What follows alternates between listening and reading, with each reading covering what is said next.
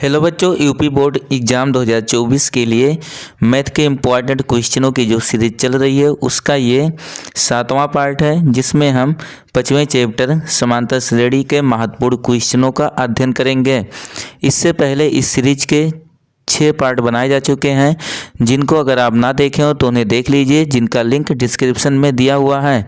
इस पार्ट में हम इस चैप्टर के सभी महत्वपूर्ण नियमों और उसके बाद महत्वपूर्ण क्वेश्चनों को सॉल्व करेंगे, जो यूपी बोर्ड एग्ज़ाम 2024 की दृष्टि से हमारे लिए महत्वपूर्ण है।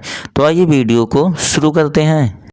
सबसे पहले हम इस चैप्टर के सभी परिभाषाओं और नियमों को देख लेते हैं, क्योंकि हमारे एग्ज़ाम में जो 1 नंबर वाले बहुविकल्पीय प्रश्न होते हैं वो इन्हीं नियमों से संबंधित होते हैं, और अगर हम नियमों को नहीं देखते हैं तो हम चैप्टर के क्वेश्चनों को भी नहीं सॉल्व कर पाएंगे। इसलिए नियम हमारे लिए महत्वपूर्ण हैं।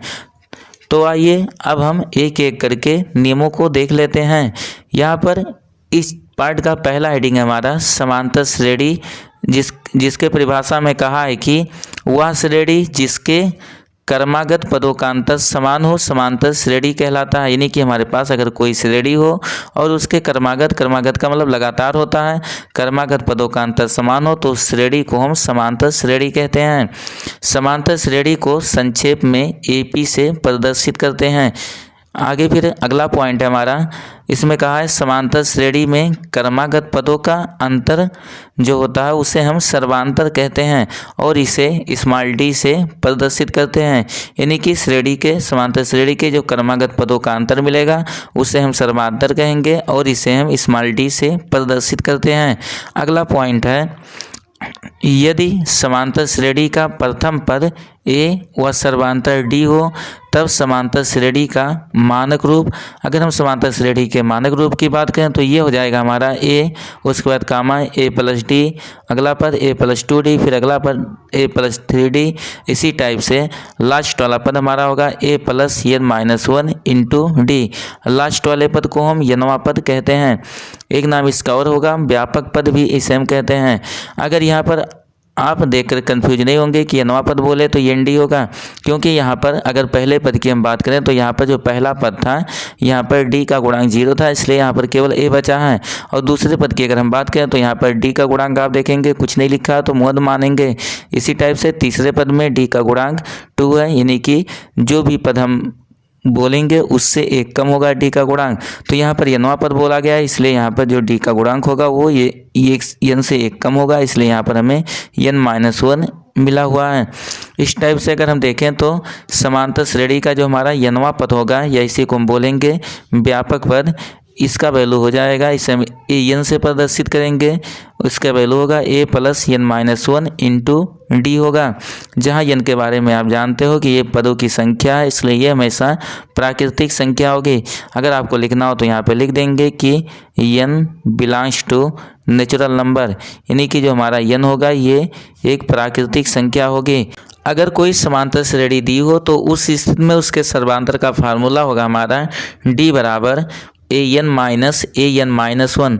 जहाँ पर अगर हम एन की बात करें तो ये प्राकृतिक संख्या तो होगा, लेकिन ये सदैव 1 से बड़ा होगा, क्योंकि अगर एन का मान हम यहाँ पर पहले आप लिख देंगे कि यहाँ पर जो एन होगा ये 1 से बड़ा होगा, और उसके बाद साथ ही लिख देंगे कि small n belongs to capital N. यहाँ पर कैपिटल एन का मतलब आप पहले ही पढ़ चुके हो कि इसका मतलब नेचुरल नंबर यानी कि प्राकृतिक संख्या होती है। 1 मिनट के लिए मान लीजिए कि अगर हम यहाँ पर एन का वैल्यू अगर 1 लेते हैं तो उस स्थिति में यहाँ पर हमें प्राप्त हो जाएगा a1 और उसके बाद माइनस a0, और a0 ये समांतर श्रेणी के किसी भी पद को निरूपित नहीं करता है, क्योंकि समांतर श्रेणी का जो प्रथम पद होता है उसको हम a1 से, दूसरे पद को a2 से, इसी प्रकार आगे भी प्रदर्शित करते हैं। इसलिए यहाँ पर जो एन का वैल्यू होगा वो 1 से बड़ा होगा, और साथ ही ये नेचुरल नंबर होगा। अब आगे अगर हम देखें तो यहाँ पर अगला पॉइंट है हमारा, किसी समांतर श्रेणी के प्रत्येक पदों में समान संख्या जोड़ने या घटाने से प्राप्त श्रेणी भी समांतर श्रेणी होती है। यानी कि अगर हमारे पास कोई समांतर श्रेणी हो तो उसमें हम किसी भी समान संख्या को प्रत्येक पद में जोड़ें या फिर घटाएं, तो इस प्रकार से जो हमें श्रेणी प्राप्त होगी वो भी एक समांतर श्रेणी होगी। अब हम आगे के नियमों को देख लेते हैं। अगला पॉइंट है हमारा, इसमें कहा है कि यदि समांतर श्रेणी का अंतिम पद यल हो तब ये फार्मूला हमें प्राप्त होगा यल बराबर A plus N minus one into D, जहाँ पर सभी प्रतीकों का मतलब आप जानते ही हो कि यल श्रेणी का अंतिम पद, ए श्रेणी का प्रथम पद, एन पदों की संख्या और डी सर्वांतर होता है। फिर अगला फार्मूला है हमारा समांतर श्रेणी का अंत से यनवा पद। अगर आप ध्यान देंगे तो ये वाला जो फार्मूला है ये आपके बुक में नहीं दिया हुआ, लेकिन क्वेश्चन दिए हुए हैं, और आप अगर इस पुराने फार्मूले से उस क्वेश्चन को सॉल्व करेंगे तो हमारा क्वेश्चन काफ़ी बड़ा हो जाता है, और इस फार्मूले की सहायता से हम उस क्वेश्चन को आसानी से बहुत ही सिंपल तरीके से सॉल्व कर सकते हैं। इसलिए आप फार्मूले को ज़रूर ध्यान देंगे। यहाँ पर ये हमारा फार्मूला होगा ए एन डैश का मतलब होगा कि श्रेणी का अंत से यनवा पद। इसका फार्मूला होता है L minus N minus one into D, जहाँ पर यल श्रेणी का अंतिम पद, एन पदों की संख्या और डी सर्वांतर होता है।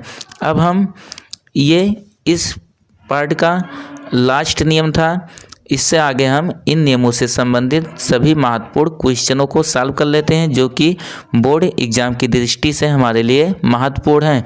तो आइए एक एक क्वेश्चनों को सॉल्व करते हैं।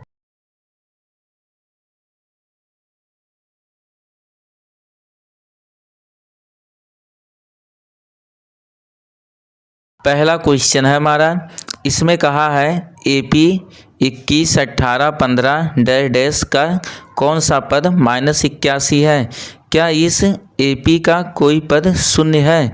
साकारण उत्तर दीजिए। तो अगर इस क्वेश्चन को हम देखें तो यहाँ पर हमारे क्वेश्चन में दो क्वेश्चन दिए हुए हैं, दो पार्ट हैं। पहले हमें बताना है कि इसका कौन सा पद -81 होगा, और उसके बाद हमें यह भी बताना है कि क्या इसका कोई भी पद शून्य होगा। तो अब हम एक एक पार्ट को सॉल्व कर लेते हैं। सबसे पहले यहाँ पर हम AP को लिख देंगे, जो AP दी हुई है उसको हम लिख देते हैं। तो यहाँ पर लिख देंगे, ऐसा आप जरूर लिखेंगे यहाँ पर कि AP, उसके बाद अगर AP के हम पद को देखें तो पहला पद 21, दूसरा पद 18, तीसरा पद 15, और इसी टाइप से आगे के भी पद हैं। अब यहाँ पर बोला इसका कौन सा पद -81 है, यानी कि इसका कोई पद दिया हुआ है जिसको हम यहाँ पर यनवा पद मान लेते हैं। तो यहाँ पर लिख देंगे कि AN बराबर, ऐसे लिख देंगे कि चूँकि AN बराबर ये दिया हुआ है -81। अब आगे बोला कि इसका कौन सा पद -81 है, तो यहाँ पर AN बराबर दिया हुआ है और हमें यहाँ से n का मान ज्ञात करना है। अब हम समांतर श्रेणी के व्यापक पद का फार्मूला पढ़ चुके हैं। अगर आपको लिखना हो तो एक बार लिख भी देंगे यहाँ पर कि AP का व्यापक पद, या फिर बोलेंगे AP का यनवा पद, दोनों में से आप कोई भी बोल सकते हो कि AP का व्यापक पद। अगर हम AP के व्यापक पद की बात करें तो इसका फार्मूला होता है हमारा AN बराबर A plus N minus one into d. ये भी आपको हम फार्मूला बताए हैं। अब यहाँ पर सारे मान हमको जो मालूम है उनको रख देते हैं। तो AN इसके जगह पर इसका मान दिया होता -81, लिख देंगे -81 बराबर A, इस श्रेणी का प्रथम पद ए श्रेणी के प्रथम पद को प्रदर्शित करता है, तो इसकी जगह पे हो जाएगा 21, 81, उसके बाद प्लस n का मान हमें नहीं मालूम है, ये ज्ञात करना। तो ये हो जाएगा n-1 इंटू, अगर हम यहाँ पर d की बात करें तो d का मान जो होगा ये 18 में से 21 को आप घटा देंगे, इस प्रकार से हमें d प्राप्त हो जाएगा। यानी कि अगर यहाँ पर आपको निकालना हो d, तो ये d बराबर हो जाएगा हमारा 18 और उसके बाद -21। अब 18 में से अगर 21 को हम घटाते हैं तो हमें यहाँ से -3 प्राप्त हो जाएगा, यानी कि जो d का मान होगा वो -3 होगा। फिर आगे अगर इसको हम सॉल्व करें तो ये हो जाएगा हमारा -81, उसके बाद बराबर 21 से 21 हो गया, और यहाँ पर प्लस माइनस का गुणा ये हो जाएगा माइनस, साथ ही चाहे आप चाहें तो गुणा भी कर सकते हैं। -3 का गुणा n में होगा तो हो जाएगा -3n, और फिर -3 का गुणा जब -1 में होगा तो ये माइनस प्लस यानी कि 3 हो जाएगा। आगे अगर इसको हम सॉल्व करें तो ये हो जाएगा -81, उसके बाद बराबर 21 और 3, ये हो जाएगा हमारा यहाँ पे 24, और उसके बाद -3n। अब 3n को दाईं तरफ से यहाँ पर हम बाईं तरफ ले आते हैं, और साथ ही 81 को बाईं तरफ से दाईं तरफ ले आएंगे।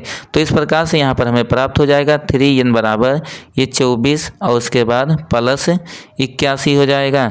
आगे इसको अगर हम सॉल्व करें तो ये हो जाएगा हमारा 3n बराबर 24 और 81 को जोड़ देंगे तो 4 1 ये हो गया 5 और उसके बाद 8 और 2 यानी कि ये हो जाएगा 10 हो जाएगा। फिर आगे जब n बराबर लिखेंगे तो यहाँ से हमें n बराबर प्राप्त हो जाएगा 105। n में 3 का गुणा है, दूसरी तरफ आएगा तो भाग हो जाएगा और 3 से जब ये भाग हम करेंगे तो यहाँ पर ये हमें प्राप्त होएगा। 3 से भाग करेंगे 3 त्रिका 9 यानी कि 3 और उसके बाद 1 बचेगा, ये 3 5 15। तो यहाँ पर n का मान हमें 35 प्राप्त हुआ। हमारे क्वेश्चन में बोला था कि इसका कौन सा पद -81 होगा, तो सीरीज का जो 35वां पद होगा वो हमारा -81 होगा। यहाँ पर हम लिख देंगे कि अतः AP का 35वां पद लिख देंगे। अतः AP का 35वां पद -81 होगा। ये हमारा पहले पार्ट का आंसर हो गया। जैसा कि हम पहले ही आपको बताएं कि इस क्वेश्चन में 2 पार्ट दिए हुए हैं, उन दोनों पार्टों में से हम पहला पार्ट सॉल्व कर चुके हैं। अब दूसरा पार्ट देख लेते हैं। तो ये दूसरा पार्ट है हमारा। इसमें आगे बोला था क्या इस AP का कोई पद शून्य है, तो जैसा कि यहाँ पर माने थे उसी टाइप से यहाँ पर भी हम मान लेंगे कि ये हमारे क्वेश्चन में दिया हुआ है कि AN बराबर, यानी कि n के बारे में भी हमें मालूम नहीं है, AN बराबर यहाँ पर शून्य मान लेंगे। फिर लिख देंगे इसका व्यापक पद लिख देते हैं, जैसा कि वहाँ पर लिखे हो वैसे लिख देंगे कि AP का व्यापक पद। अब यहाँ पर हम AP के व्यापक पद की बात करें। हाँ, एक बात और, यहाँ पर भी हमें n का मान ज्ञात करना है। तो यहाँ पर अगर देखें AP का व्यापक पद, तो AP के व्यापक पद का फार्मूला हमारा हो जाएगा AN बराबर A plus n-1 into D. अब यहाँ पर चाहे आप इसके AP का व्यापक पद का फार्मूला यहाँ पर देखे थे तो वही यहाँ पर भी लिखे थे, यही बात यहाँ पर भी हम लिखेंगे। अब यहाँ पर अगर AN की बात की जाए तो यहाँ पर AN का मान 0 दिया हुआ, 0 लिख देंगे। उसके बाद श्रेणी का A, श्रेणी का प्रथम पद होता है जो कि 21 है, तो यहाँ पर लिख देंगे 21 प्लस उसके बाद n, ये हमें ज्ञात करना है -1 और इंटू डी का मान अभी आप ज्ञात किए हो, इसका वैल्यू -3 प्राप्त हुआ है। आगे अगर इसको हम सॉल्व करें तो ये हो जाएगा हमारा 0। उसके बाद दाएं तरफ देखें तो 21 से 21 -3 का गुणा पहले n में होगा तो ये हो जाएगा -3n, और फिर -1 का गुणा जब -1 में होगा तो +3 हो जाएगा। 3n को फिर हम दाएं तरफ से बाएं तरफ ले आते हैं, ये हो जाएगा हमारा 3n, और उसके बाद अगर हम देखें दाएं तरफ तो 21 और 3 ये कुल मिला के 24 हो जाएगा। फिर n का गुणा है, n के साथ में 3 का गुणा है, जब हम n बराबर लिखेंगे तो दाएं तरफ n आएगा, भाग हो जाएगा, यानी कि 24/3 हो गया। और 24 में अगर हम 3 से भाग करते हैं तो हमें 8 प्राप्त होगा। इस प्रकार से n का मान हमें 8 प्राप्त हुआ। तो हम कह सकते हैं कि इस सीरीज का जो 8वां पद होगा वो शून्य होगा। हमारे क्वेश्चन में बोला था क्या AP का कोई पद शून्य है, तो यहाँ पर हमें 8वां पद प्राप्त हुआ। लिख देंगे यहाँ पर कि अतः AP का 8वां पद लिख देंगे कि अतः AP का 8वां पद शून्य होगा। AP का 8वां पद शून्य होगा। ये भी हमारा हो गया। अब आगे हम अगला क्वेश्चन देख लेते हैं।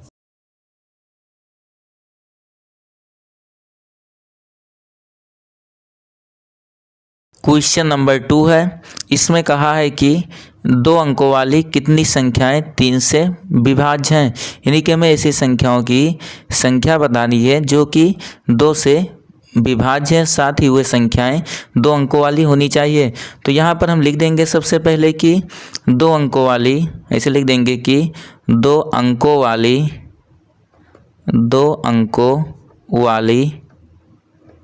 यहाँ पर 3 से विभाज्य संख्या है बोला है, तो लिख देंगे 2 अंकों वाली 3 से विभाज्य संख्याएं।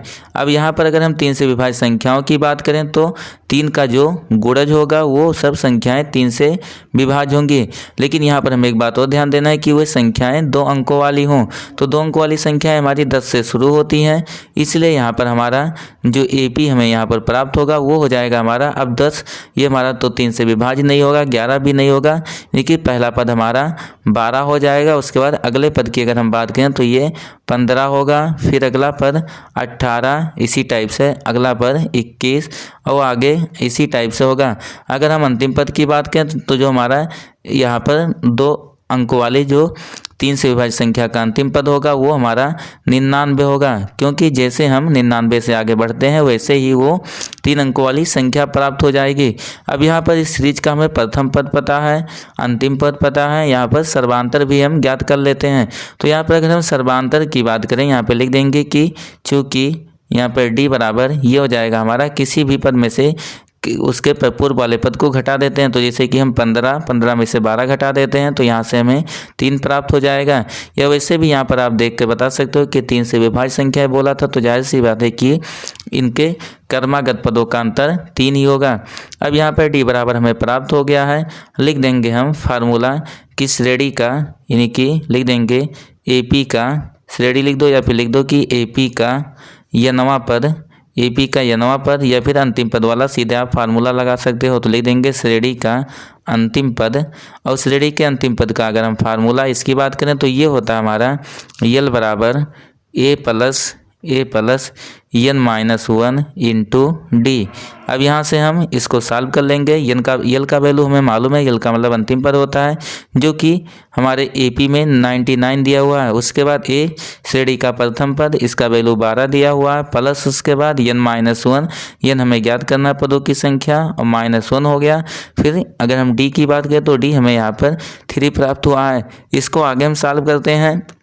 आगे सॉल्व करेंगे तो ये हो जाएगा हमारा 99, उसके बाद बराबर 12 है, 12 लिख देंगे, प्लस 3 का गुणा n में होगा तो ये हो जाएगा 3n, और उसके बाद फिर 3 का गुणा -1 में होगा तो ये प्राप्त हो जाएगा -3। फिर आगे अगर हम देखें तो ये हो जाएगा 99, और उसके बाद बराबर 12 में से 3 घटेगा तो ये 9 बचेगा, प्लस उसके बाद 3n बचेगा।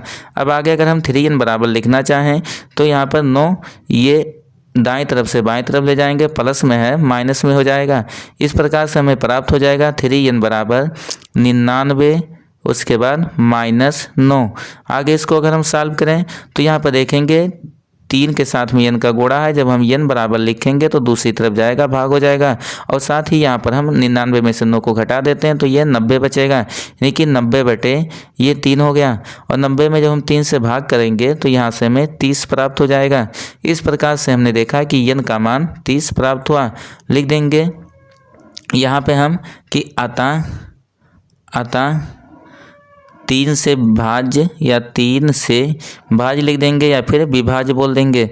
लिख देंगे अतः 3 से विभाज्य 2 अंकों वाली संख्या बोला था तो 2 लिख देंगे, 2 अंकों वाली 30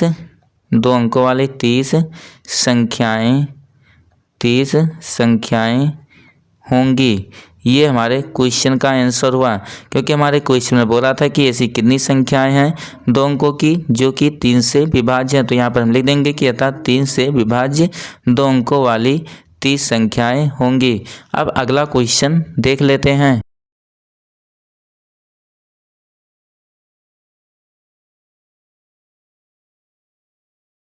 क्वेश्चन नंबर 3 है, इसमें कहा है कि AP 10, 7, 4 और उसके बाद डैश डैश लास्ट पद है हमारा -62 का अंतिम पद से प्रथम पद की ओर 11वां पद ज्ञात कीजिए।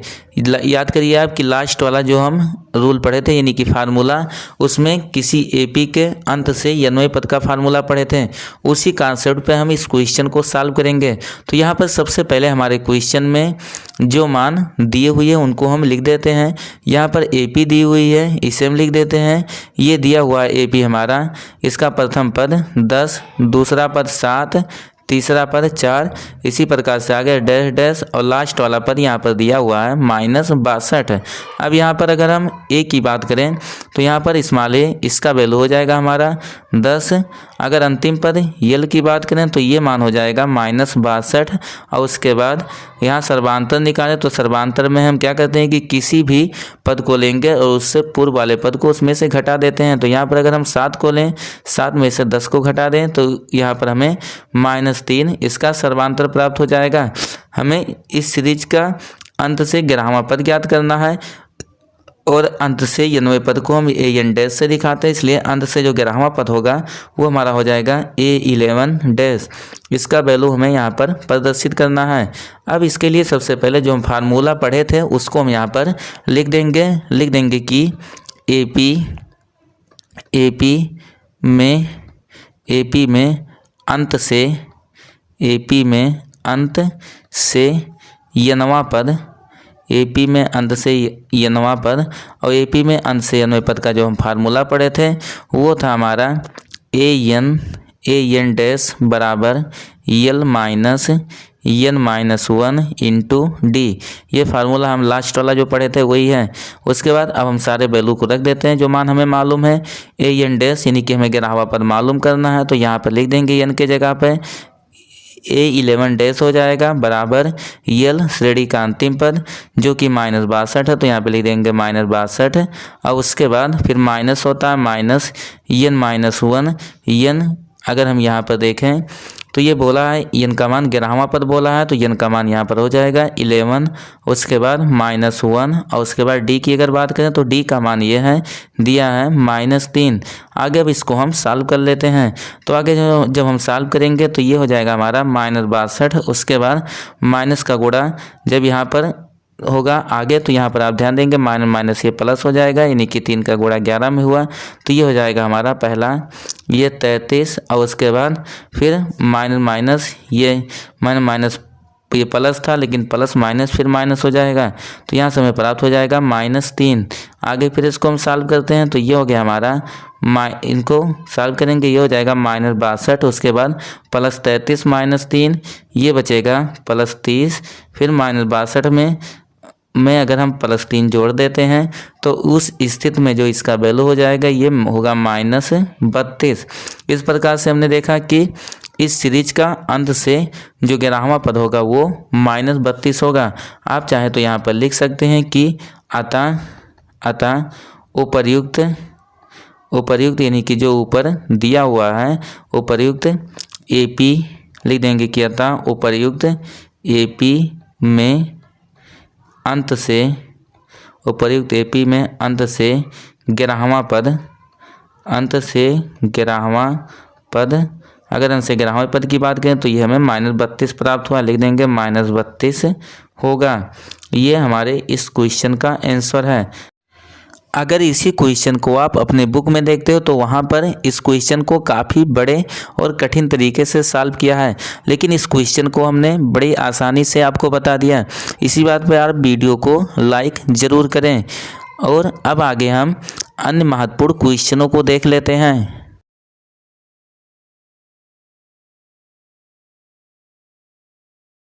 क्वेश्चन नंबर 4 है, इसमें बोला है वह AP ज्ञात कीजिए जिसका तीसरा पद 16 है और 7वां पद 5वें पद से 12 अधिक है। तो सबसे पहले हमारे क्वेश्चन में जो मान दिए हुए हैं उन मानों को हम लिख लेते हैं। बोला है कि वह AP ज्ञात कीजिए, यानी कि हमें AP ज्ञात करना है जिसका तीसरा पद 16 है। अगर हम तीसरे पद की बात करें तो यहाँ पर तीसरे पद को A3 से दिखा देंगे। इसका मान यहाँ पर दिया हुआ है कि 16 है। अब उसके बाद और आगे बोला और 7वां पद 5वें पद से 12 अधिक है, लिख देंगे तथा आगे बोला है कि तथा 7वां पद 5वें पद से 12 अधिक है। तो अगर यहाँ पर हम देखें तो 7वां यानी कि जो A7 हो जाएगा ये हो जाएगा हमारा 5वें पद से 12 अधिक है, तो यहाँ पे लिख देंगे A5 प्लस उसके बाद 12 हो जाएगा, यानी कि 7वां पद हमारा बड़ा है। अब शुरू में यहाँ पर हम मान लेंगे, लिख देंगे कि माना, यहाँ पर हम इसका प्रथम पद कुछ मान लेते हैं, सर्वांतर भी मान लेंगे, लिख देंगे माना AP का प्रथम पद। अब यहाँ पर अगर AP के प्रथम पद की बात करें तो लिख देंगे कि माना AP का प्रथम पद ये हम स्मॉल a मान लेते हैं और उसके बाद तथा सर्वांतर को D मान लेंगे, तो यहाँ पर लिख देंगे तथा सर्वांतर स्मॉल d है। अब इस प्रकार से अगर हम देखें तो हमारे क्वेश्चन में जो दिया हुआ उन मानों को रख देते हैं, लिख देंगे यहाँ पर A3 बराबर ये दिया हुआ था हमारे क्वेश्चन में 16। अब A3 की अगर बात करें तो A3 की जगह पे आप लिख सकते हो A3 का मतलब हो जाएगा A प्लस n-1, n की जगह पे 3 रखेंगे तो यहाँ पर 2D प्राप्त हो जाएगा। याद करिए आपको हम बताए थे जब एपी का व्यापक पद बताए थे, तो वहाँ पर बोले थे कि अगर हम तीसरा पद कहेंगे तो उससे डी का गुणांक उससे कम हो जाएगा, यानी कि ए प्लस 2d यहाँ पर हमें प्राप्त होगा। इसका मान यहाँ पे 16 दिया हुआ, तो बराबर लिख देंगे 16। इससे ज़्यादा हमारा ये इक्वेशन सॉल्व नहीं होगा, इसलिए इसको हम इक्वेशन नंबर फर्स्ट मान लेते हैं। ये हमारा इक्वेशन नंबर फर्स्ट हो गया। उसके बाद आगे यहाँ पर हम देखें तो आगे लिख देंगे तथा, और कुछ हमारे क्वेश्चन में बोला था, हमारे क्वेश्चन में बोला था कि इसका तीसरा पद इसका 7वां पद 5वें पद से 12 अधिक है। तो यहाँ से हमने लिखा था, ये हो जाएगा हमारा A7, इसका 7वां पद 5वें पद से 12 अधिक था, तो ये हो जाएगा A7 बराबर A5, उसके बाद प्लस 12 हो जाएगा। आगे फिर इसको हम सॉल्व कर लेते हैं। जब इसे सॉल्व करेंगे तो A7 के जगह पे हमारा हो जाएगा A प्लस 6d, और उसके बाद बराबर A5, ये हो गया A प्लस 4d प्लस उसके बाद 12 है, 12 को लिख देते हैं। आगे इसे हम सॉल्व करेंगे यहाँ पर, तो देखेंगे तो यहाँ पर ये भी प्लस में, इधर भी प्लस में है, यानी कि अगर हम देखें तो ये दाएं तरफ से बाएं तरफ वाला ये कैंसिल हो जाएगा। और उसके बाद आगे अगर देखें तो यहाँ पर हमारे पास बचेगा ये 6d बराबर, आगे दाएं तरफ ये हो गया 4d, और उसके बाद प्लस 12 हो जाएगा। 4d को हम दाएं तरफ से बाएं तरफ लाएंगे तो यहाँ पर घट जाएगा, यानी कि 6d माइनस 4d, ये बचेगा 2d, और बराबर ये हो गया 12। फिर अगर हम d बराबर लिखें तो यहाँ से d बराबर हमें प्राप्त हो जाएगा 12/2, और 12 में जब 2 से भाग देंगे तो ये 6 प्राप्त हो गया। अब यहाँ से हमें n का वैल्यू प्राप्त हो गया है। इसी n के मान को हम किसी एक इक्वेशन में रख देते हैं, यानी कि यहाँ पर आप पहला इक्वेशन माने थे, उसी इक्वेशन में यहाँ पर हम n के वैल्यू को रख देंगे।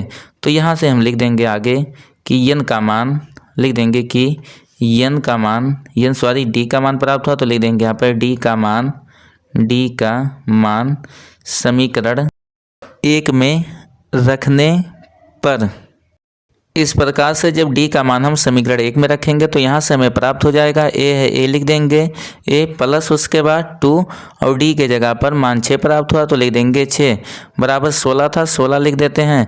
आगे जब इसको हम सॉल्व करेंगे तो ये हो जाएगा हमारा a, उसके बाद प्लस 2 का गुणा 6 में होगा, ये 12 हो गया बराबर 16।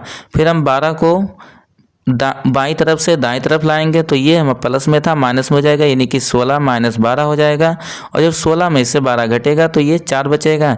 इस प्रकार से ए का मान हमें 4 प्राप्त हुआ। हमारे क्वेश्चन में बोला था कि वह एपी ज्ञात कीजिए जिसका तीसरा पद 16 और 7वां पद 5वें पद से 12 अधिक है। लिख देंगे कि अतः समांतर श्रेणी, लिख देंगे अतः समांतर श्रेणी। अब यहाँ पर याद करिए आप समांतर श्रेणी का मानक रूप पढ़े थे, उसी की सहायता से हम एपी को लिखेंगे। तो हम समांतर श्रेणी का मानक रूप जो पढ़े थे वो हमारा था, अगर यहाँ उसके हम फार्मूले की बात करें तो वो था हमारा ए, उसके बाद कामा ए प्लस डी, उसके बाद अगला पद था ए प्लस 2d, और इसी टाइप से आगे भी होगा, आगे के पद को भी आप लिख सकते हैं। अब उसकी सहायता से अगर हम लिखना चाहें तो यहाँ पर ए, इसका मान हमें 4 मिला है तो ये 4 हो जाएगा, कामा ए प्लस डी यानी कि 4, और प्लस उसके बाद डी का मान 6 तो 4 प्लस 6 हो जाएगा। फिर अगला पद है ए, उसके वही के जगह पे 4 और प्लस 2d यानी कि 2, और d का मान 6 तो 2 गुणे 6 हो जाएगा। इसी टाइप से आगे के पदों को भी आप लिख सकते हो। अब आगे अगर इसको हम सॉल्व करें तो यहाँ से हो जाएगा पहला पद ये 4, दूसरे पद की को अगर हम देखें तो 6 और 4 ये हो जाएगा 10, और इसी टाइप से तीसरा पद 6 का गुणा 2 में होगा 12 और 4 16 हो जाएगा।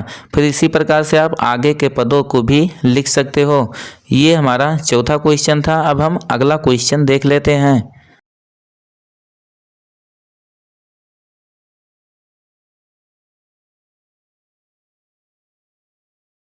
अगला क्वेश्चन नंबर 5 है। इसमें कहा है किसी एपी के चौथे और 8वें पदों का योग 24 है तथा छठे और 10वें पद का योग 44 है। इस एपी के प्रथम 3 पद ज्ञात कीजिए। अब यहाँ पर सबसे पहले हमारे क्वेश्चन में जो एपी के मान दिए हैं उन मानों को हम यहाँ पे लिख देते हैं। तो बोला है शुरू में कि किसी एपी के चौथे और आठवें पदों का योग 24 है। अगर हम चौथे पद की बात करें तो इसको A4 से दिखाते हैं, तो ये हो जाएगा A4। उसके बाद बोला चौथे और आठवें पदों, तो आठवां पद A8 हो जाएगा। इसका योग दिया है हमारे क्वेश्चन में 24, तो यहाँ पे लिख देंगे 24 तथा आगे फिर बोला था कि तथा छठे और 10वें पदों का योग 44 है, तो छठवां पद ये हो जाएगा A6 प्लस 10वां पद ये हो जाएगा A10 और इनका योग हमारे क्वेश्चन में 44 दिया हो तो लिख देंगे बराबर 44। फिर बोला इस एपी के प्रथम 3 पद ज्ञात कीजिए। तो सबसे पहले यहाँ पर हम मान लेंगे, लिख देंगे यहाँ पर कि माना, लिख देंगे कि माना इसका कोई प्रथम पद मान लेते हैं, तो लिख देंगे कि माना एपी का प्रथम पद, माना एपी का प्रथम पद, इसके प्रथम पद को ए और उसके बाद सर्वांतर कुछ मान लेते हैं, तो लिख देंगे तथा सर्वांतर डी है। ये लाइन आप जरूर लिखेंगे, जहाँ पर हमें सीरीज के पद ना मालूम हो उस स्थिति में हम उस एपी का प्रथम पद ए और सर्वांतर डी मानेंगे। अब आगे जो हमारे क्वेश्चन में बोला है उसके अनुसार यहाँ पर हम इस क्वेश्चन को सॉल्व कर लेते हैं। लिख देंगे यहाँ पर कि प्रश्नानुसार। अब प्रश्नानुसार जैसा कि हमारे क्वेश्चन में बोला हुआ है, क्वेश्चन में हमारे बोला था कि इस श्रेणी का चौथा पद और आठवें पद का योग 24 है, तो यहाँ पर लिख देंगे हम A4 प्लस A8 बराबर ये 24 दिया हुआ तो बराबर लिख देंगे 24। अगर यहाँ पर हम A4 की बात करें तो A4 बराबर इसके जगह पे लिख सकते हो A प्लस 3D और उसी प्रकार से A8 इसका मान हो जाएगा A प्लस 7D बराबर 24 है, तो बराबर हम 24 लिख देंगे। आगे इसे जब हम सॉल्व करते हैं तो ये हो जाएगा हमारा A और प्लस A ये हो जाएगा 2A, उसके बाद प्लस 3D और 7D ये दोनों जुड़कर हो जाएगा 10D बराबर 24 दिया हुआ था 24 लिख देंगे। आगे अगर यहाँ से देखें तो 2 सबसे कॉमन है, या इसलिए हम यहाँ पर 2 से दोनों पक्षों में भाग कर देते हैं। अगर 2 से भाग करेंगे तो इधर A बचेगा प्लस यहाँ पर 2 से भाग होगा ये हो जाएगा 5D और बराबर 24 2 से भाग होगा तो 12 हो जाएगा। इसे यहाँ पर हम इक्वेशन नंबर फर्स्ट मान लेते हैं, लिख देंगे कि ये हो गया हमारा समीकरण नंबर 1। उसके बाद आगे अब इसको हम सॉल्व करते हैं। आगे और कुछ हमारे क्वेश्चन में दिया हुआ था, लिख देंगे यहाँ पे तथा आगे बोला था कि छठवें पद और 10वें पद का योग 44 है, तो यहाँ पे लिख देंगे हम तथा ऐसे A6 और उसके बाद प्लस A10 इसका मान 44 दिया हुआ था, तो यहाँ पे लिख देंगे 44। फिर इसको हम सॉल्व करेंगे A6 इसकी जगह पे लिख सकते हैं A प्लस ये हो जाएगा हमारा से A प्लस A6 है यानी कि छठवां पद, तो ये हो जाएगा A प्लस 5D उसके बाद प्लस A10 ये हो जाएगा A प्लस 9D और बराबर 44 दिया है, बराबर हम यहाँ पे 44 लिख देते हैं। फिर आगे देखें यहाँ पर तो A और A ये फिर जुड़ेगा, तो ये हो जाएगा हमारा 2A प्लस 5D और 9D ये जुड़ेगा, तो ये हो जाएगा 14D बराबर 44 दिया 44 लिख देते हैं। फिर यहाँ पर पिछले समीकरण की तरह 2 कॉमन होगा, 2 कॉमन ले सभी पदों से होगा, इसलिए हम यहाँ पर 2 से भाग कर देते हैं और जब 2 से भाग करेंगे तो ये हमारा प्राप्त हो जाएगा A प्लस यहाँ पर 2 से भाग होगा ये हो जाएगा 7D और बराबर 44 से 2 से भाग होगा 22 बचेगा। इसे इक्वेशन नंबर हम यहाँ पे 2 मान लेते हैं। याद करिए आप 2 चर वाला रैखिक समीकरण हम पढ़े थे, वहाँ पर समीकरण को सॉल्व करने के कई नियम पढ़े थे, उनमें से एक हमारा विलोपन विधि भी था। यहाँ पर अगर इस क्वेश्चन को हम विलोपन विधि से सॉल्व करते हैं तो काफ़ी आसान होगा। इसलिए यहाँ पर क्यों आसान होगा, क्योंकि यहाँ पर देखेंगे तो A यहाँ पर पहले समीकरण में A और दूसरे समीकरण में A इन दोनों के गुणांक बराबर हैं, तो यहाँ पर विलोपन विधि से अगर हम सॉल्व करेंगे तो इनके सामने का चिन्ह देखेंगे, सामने का चिन्ह भी समान है, इसलिए हम चाहे पहले समीकरण में से दूसरे को या दूसरे में से पहले को घटा देते हैं। और जब हम घटाएंगे तो यहाँ पर A से A आसानी से कैंसिल हो जाएगा। फिर आगे हम कुछ जो पद बचेंगे उनको आसानी से सॉल्व कर सकते हैं। तो यहाँ पर हम लिख देंगे कि समीकरण, लिख देंगे कि समीकरण, अब चाहे 1 में से 2 को घटाएं या 2 में से 1 को घटाते हैं, तो लिख देंगे समीकरण 2 में से 1 को, या लिख देंगे समीकरण 1 को घटाने पर। अब समीकरण 2 में से एक को अगर घटाते हैं तो जिस भी समीकरण को हम घटाएंगे उसके चिन्ह बदल जाएंगे, यानी कि प्लस होगा तो माइनस हो जाएगा और माइनस होगा तो प्लस हो जाएगा। इस प्रकार से 2 में से एक को आप घटा रहे हो तो यहाँ पर ये जो होगा वो हमारा माइनस में हो गया, 5D ये भी प्लस में था माइनस में हो गया, और माइनस ये 12 प्लस में था ये भी माइनस में हो जाएगा। तो यहाँ पर ए से ए कैंसिल हो जाएगा, फिर 7D में से 5D घटेगा तो ये हमें प्राप्त हो जाएगा 2D, और उसके बाद बराबर 22 में से 12 घटेगा तो ये 10 होगा। आगे इसको हम सॉल्व करते हैं तो यहाँ से हमें प्राप्त होगा D बराबर 10/2 यानी कि 5 प्राप्त हो गया। अब हमें इस श्रेणी का सर्वांतर मालूम हो गया, इसी D के मान को हम 1 या 2 में रख देते हैं। तो यहाँ पे लिख देंगे कि D का मान समीकरण 1 में रखने पर, या सीधे से लिख देंगे कि समीकरण 1 से। आप चाहो तो D का मान समीकरण नंबर 2 में भी रख सकते हो, वो भी हमें वही आंसर तब भी मिलेगा। तो इस प्रकार से ये हो जाएगा हमारा a + 5D के जगह पर यहाँ पर 5 रख देंगे तो 5 × 5 और बराबर ये 12 दिया है तो बराबर 12 लिख देते हैं। फिर आगे ये सॉल्व होगा तो हो जाएगा a + 5 का गुणा 5 में होगा, ये 25 हो गया। उसके बाद बराबर दूसरी तरफ 12 है, 12 हो जाएगा। अब 25 को हम बाईं तरफ से दाईं तरफ ले जाएंगे तो प्लस में था माइनस में हो जाएगा, तो ये हो जाएगा 12 और -25, और 12 में से अगर हम 25 को घटा देते हैं तो हमें यहाँ से -13 प्राप्त होगा, यानी कि हमें श्रेणी का जो प्रथम पद था वो प्राप्त हो गया जिसका मान -13 है। हमारे क्वेश्चन में बोला था कि इस AP के प्रथम 3 पद ज्ञात कीजिए। लिख देंगे यहाँ पर अतः AP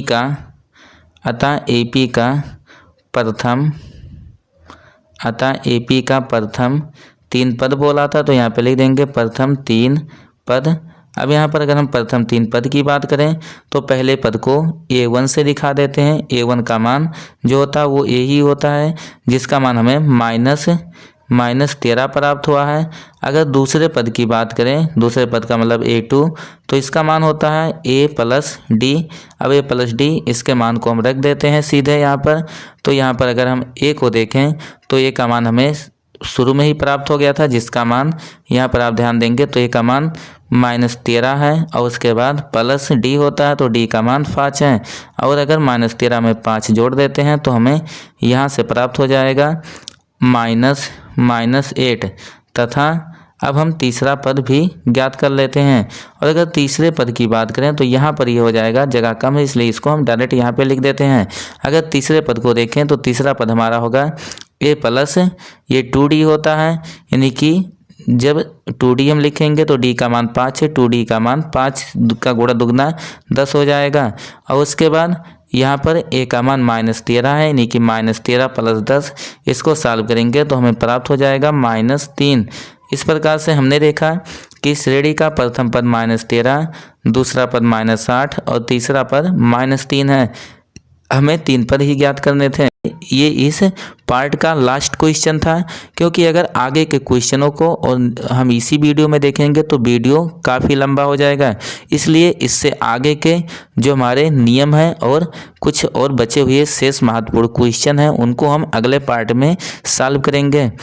अगर आप कोई वीडियो पसंद आए तो वीडियो को लाइक और अपने दोस्तों के साथ शेयर जरूर करें, और अगर आप चैनल पर नए हो तो चैनल को सब्सक्राइब कर बेल आइकन दबा दें, जिससे कि आने वाली हर वीडियो की नोटिफिकेशन आपको प्राप्त होती रहे।